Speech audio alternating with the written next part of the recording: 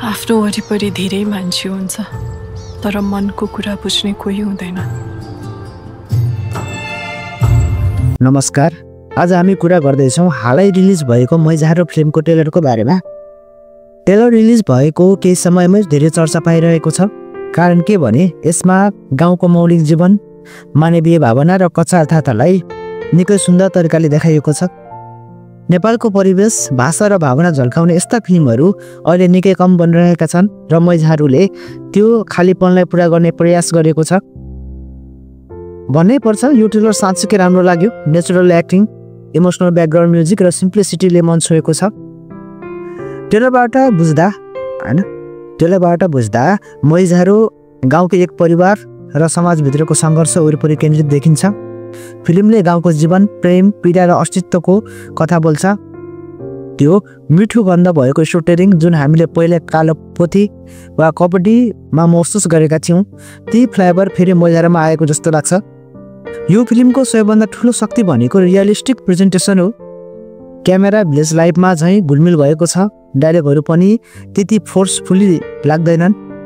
यो सिम्प्लिसिटी नै यस फिल्मको सौन्दर्य हो। अब कुरा गरौँ डाइरेक्सन र सिनेमेटोग्राफीको।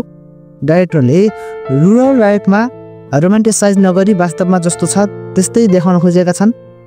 धुलो, खेत, गाउँको बाटो, पुरानो घर अनि त्यो नेचुरल लाइट सबै कुरा क्वाइट अथेन्टिक देखिन्छ। क्यामेरा मुभमेन्ट स्लो र इमोसनल छ जसले कथा बिस्तारै खुल्दै जान अनुभव दिन्छ। कलर ग्रेडिङ वार्म राखिएको छ जसले नोस्टल्जिया फिल ल्याउँछ। अनेस्टली यस्तो सिन्सियरिटी अहिलेका धेरै कमर्सियल फिल्ममा हराएको देखिन्छ। अब कुरा गरौँ अभिनयको। मुख्य कलाकारहरूले एकदम ग्राउन्डेड पर्फर्मेन्स दिएका छन्।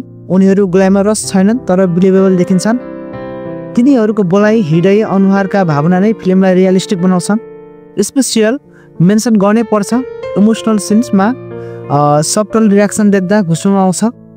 यो ट्रेलरले देखायो कि एक्टिङ लाउड हुनु पर्दैन, टुटुपुट हुनुपर्छ। सपोर्टिङ क्यारेक्टर्सले पनि इक्वल जस्टिक पाएका छन्। कुनै फोर्स अथवा कमेडी वा अनेसेसरी ग्ल्यामर उनीहरूले दिएका छैन। अब कुरा गरौँ साउन्ड ट्र्याकको। ब्याकग्राउन्ड म्युजिकले ट्रेलरमा भावनालाई पर्फेक्टली कम्प्लिमेन्ट गरेको छ। सुरुमा हल्का फ्लुट र फोल्क इन्स्ट्रुमेन्टको प्रयोग जसले फिल्मलाई लोकल टच दिएको छ। इमोसनल मोमेन्टमा म्युजिक नाजुक र हृदय छुनेछ। ओभर एक्टिङ छैन, लाउड ब्याकग्राउन्ड छैन, सिम्प्लिसिटीले नै प्रभाव पार्छ। म भन्न सक्छु यो ट्रेलर ओके होइन, जेन्युनली हट टचिङ छ। फिल्मले ठुलो स्टार देखाउन खोजेको छैन तर आत्मा भएको कथा सुनाउन खोजेको छ। त्यो सिन्सियरिटी ट्रेलरभरि महसुस हुन्छ। म भन्न सक्छु पेसिङ अलि स्लो छ फिल्ममा, तर त्यो इन्टेन्सनल लाग्छ किनभने यो फिल्म लाउड इन्टरटेनमेन्ट होइन, भावनात्मक यात्राको कथा हो। तपाईँलाई मैजारोको ट्रेलर कस्तो लाग्यो? के तपाईँलाई पनि सिम्प्लिसिटी र इमोसनले छोयो वा तपाईँलाई स्लो लाग्यो? तल कमेन्टमा आफ्नो विचार लेख्नुहोस्। यदि तपाईँलाई यस्ता अनेस्ट र इमोसनल ट्रेलर रिभ्यू मनपर्छ भने लाइक, कमेन्ट, सेयर र सब्सक्राइब गर्न पनि नबिर्सनु होला। अर्को भिडियोमा अर्को नेपाली फिल्मको रिभ्यू लिएर छिटै भेट्नेछौँ।